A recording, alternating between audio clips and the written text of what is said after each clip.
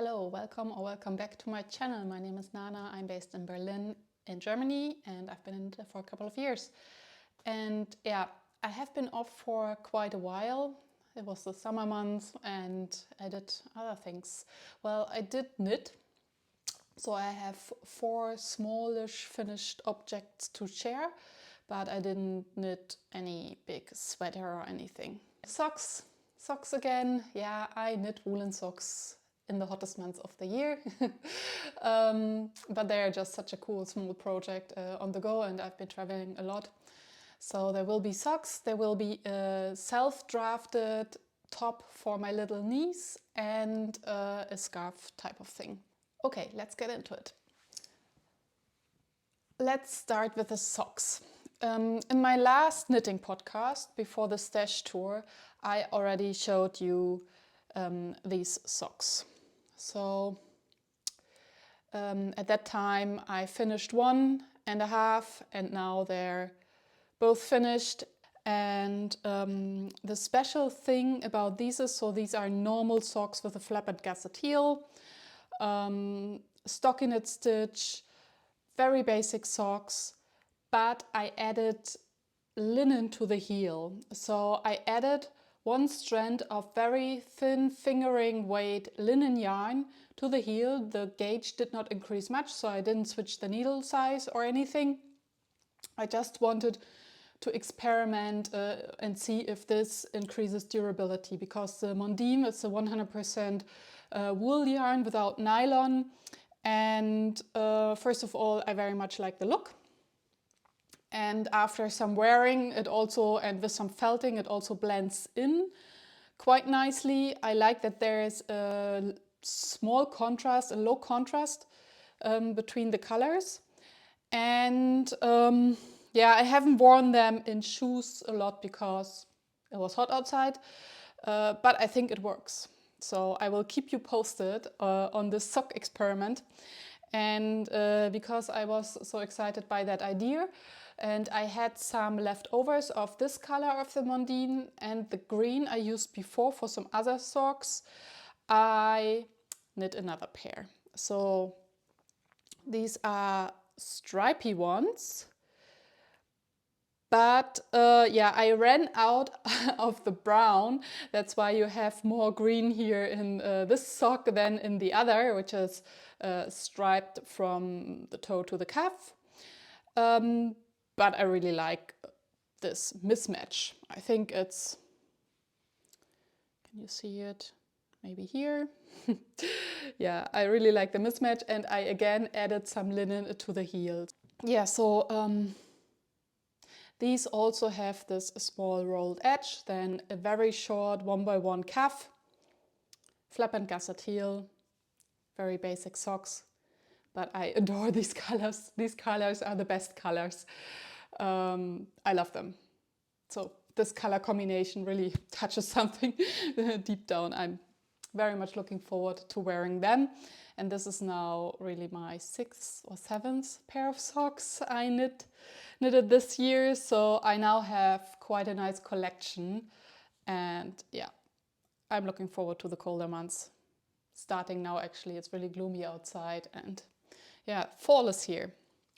Speaking of fall, my next finished object is the I Love Stripes bandana by Susanne Müller, aka Paula Strickt.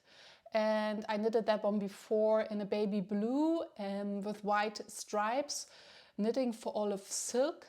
And I gifted that to someone, and I thought for this bandana it would be really nice to have it in an orange, in a pumpkin color for autumn. And I bought the silk yarn by Knitting for Olive in the color Hokkaido, and it is this one. So this is a very lovely, yeah, small scarf type of thing. She on her sample pictures, she wears it on yeah, as a headscarf, but that's not so much my cup of tea. I really like the plain basic design. You have increases here along the center and some increases at the edges. So you start basically here, and due to the increases, it opens up like this. And then it's finished with a very thin I-cord edge. And yeah, I'm not so sure yet how much I like the silk. Because when I wear something like a small scarf, it is because I'm cold and not just for decoration reasons. And I think maybe I would prefer it in some wool. So I see how much I like it. But this is a perfect pattern also to use up scraps, whatever fingering weight yarn you have left over. You don't need to include a contrasting color to create those stripes. But it's a good basic pattern to have in your pattern library, and you can basically also make this as large as you want. You can just keep on knitting and knitting and knitting, and it will become bigger and bigger. So yeah, I really like this pattern, highly recommend it. It's a sweet, nice project, rather quick one as well. It took me a couple of days. And yeah, as I said, I knitted it a second time, and it's also one of those patterns. Once you've done it, it becomes also faster because you really can switch off your brain and just knit along. And yeah, so this color combination is obviously perfect now for this season. Everything in this pumpkin color makes everything more autumnal. Yeah, so this was my most recent finished object. And before that, I finished something that I wanted to knit for my little niece. She's 4 years old. And in my stash tour, I showed to you 2 balls of very pink merino yarn, fingering weight. I had that left over from when I knitted her a scarf for Christmas. And I thought I knit something like a small slip over or top. I start from the top and I just knit as long as I have that type of yarn left, and then I will add some whatever contrasting color. And I couldn't find anything that I envisioned in the gauge that this yarn would create, so I drafted something myself, and it is this little top or vest. And yeah, it is quite similar to the Cloud series by PetiteKnit. So it also has like a short ribbing edge around the neck and the armholes, and then a rolled edge. What I did is, like, I did one of those basic constructions where you knit the back, the top of the bag first, and then you pick up stitches for the shoulders, knit the front and close under the arms, and then knit in the round to the bottom. And this is how far I got with 2 balls of yarn. So actually perfect. And then I wanted to balance the artificial crazy of this pink with something very natural and muted. So unfortunately this is not for my yarn stash, but when it comes to color combinations, I find it hard to compromise. In color combinations can be so beautiful, or they can be a bit off, and sometimes the difference is it's just in the shade of beige. So I had some brownish beige fingering weight in my stash, but I wanted to have this ash, almost grayish beige. And oh yeah, I forgot to say, the pink one is the BB 200 merino by, I will put it on the screen, Lana Grossa, I think. And the beige is Chaos yarn. And then I thought I could leave it plain. That's maybe also cute, but not that cute in my opinion. So I was thinking of what I could put on the front of this little top. And first I was thinking of duplicate, stitching, a motif, whatever. But then I thought embroidery is somehow also very cute and elegant. So I came up with this flower, which I did with some scrap yarn that I had in my stash. And I think it turned out really nice. So actually also regarding the size, I know my niece, but I don't really have her measurements and her dimensions in my mind, but I guess it will fit. I could have also asked her mother, but way too complicated. And now they're traveling, so she hasn't tried it on yet, but I will include pictures in my next podcast episode of her wearing it. But I'm pretty sure it will fit. It will be a bit too wide, I guess, but better too large than too small, right? So, and I was thinking of whether I should write a pattern for this. But I'm also not so sure because it is quite similar to the cloud top by PetiteKnit. Maybe I will email them, her team, and ask how far the copyright goes.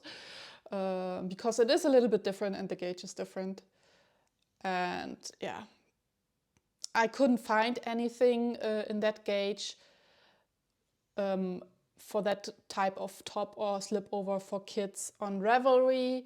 I'm not so sure if maybe there is. Sometimes I'm just too lazy to dig deeply enough and to look for it. And then I think it's quicker to draft something myself. But if I put out a pattern for it, I also don't want to create redundancy. What do you think? Just let me know. Because I think it is a very nice, basic pattern. And I like pieces that can be worn through all the seasons, because this can be worn in the summer, but then also with a long sleeve t-shirt underneath in the colder months. And yeah, just let me know what your ideas are, or if you would like to knit something like this for your kid or for the kid of someone else. Yeah, and because I wanted to try myself whether I can recreate it, and also to try out already like the pattern. I wrote it down, but not neatly yet. Yeah, I thought I would make something like this again for her little sister, who's 2 years old. Obviously, for children, you normally gift something like this to the older ones so that the younger ones can wear it after that, which is also a bit unfair sometimes. And I thought, no, they should both have one now. And her little sister is very much into blue, so I started one in blue for her. Really annoying, I somehow lost my tripod and now the camera is balancing on a cactus. Yes, so I wanted to knit something like this for her little sister in blue, and I chose this shade. It is also Chaos yarn, and I'm going to make the same edges as for the pink one. So it would be this combination. This is the pink one. Yeah.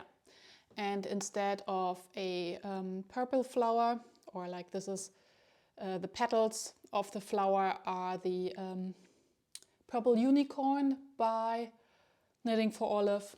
And here I wanted to embroider something in this electric blue by Sandnes Garn Sunday, because she has a sweater like in this yarn which I knit her before, or like her older sister. I know she's wearing it, and she absolutely loves this blue, so I'm going to embroider whatever flowers mainly in this blue color on the front.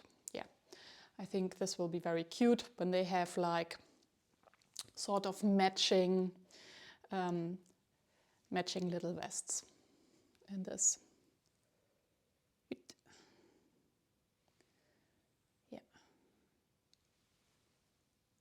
Yeah, so these are my finished objects. This little vest, the I Loved Stripes bandana, and the socks.